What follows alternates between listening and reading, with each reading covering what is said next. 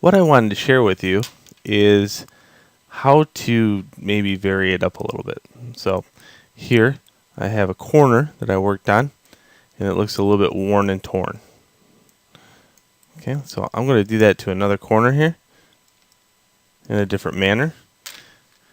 The secret here is to have a couple textures. So I can hit new, and now I have texture 001, which is the clouds, and I have the old texture in here. So if I mark that as clouds, I can switch between it. What it really helps is naming this stuff. So now that one's clouds, and this one's metal.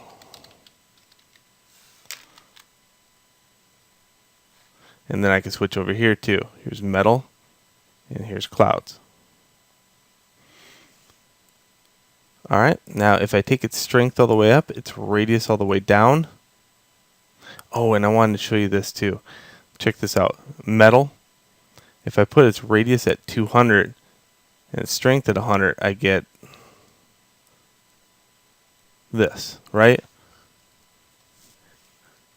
But if I go in here and type in like something higher, like let's say 400, now my radius is really big, and see how the texture is kind of small?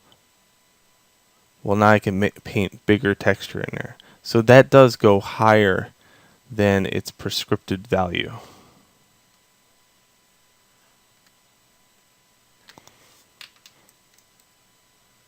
Okay, so I'll put that back down to 1.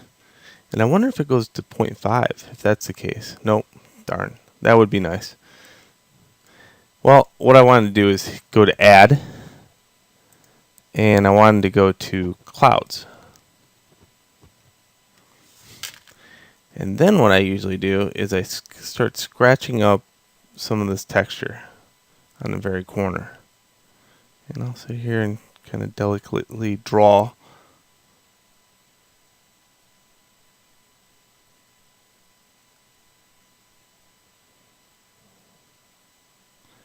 Add just adds value color to it, so it ranks the color correlating to the color that's already there.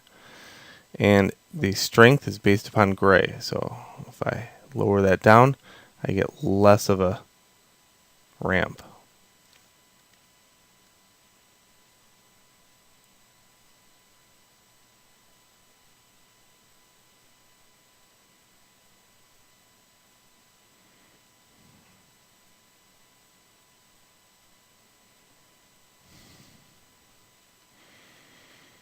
Okay, after I get that done, what I then do is go over here to the texture metal, turn that back up a little bit, and turn its strength down. And I could either add it, but brightening it up,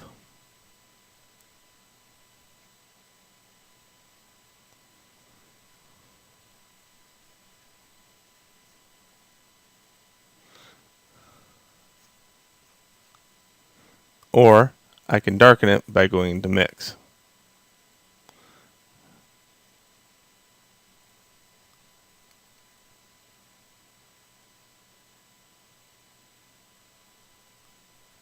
And tint that scratch back.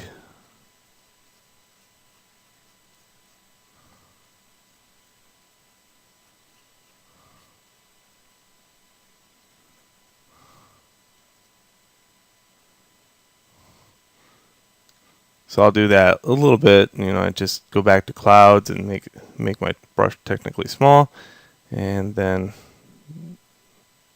go back to add.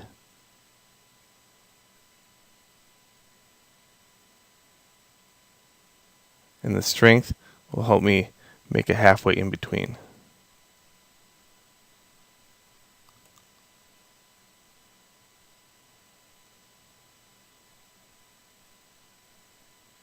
So you can imagine this takes a long time.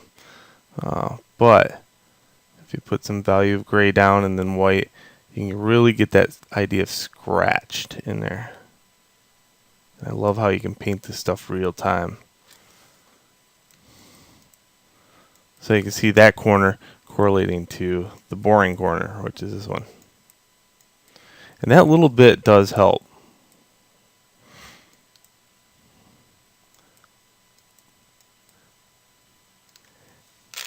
Now, I promised my one class to kind of show a pipeline to the UDK from here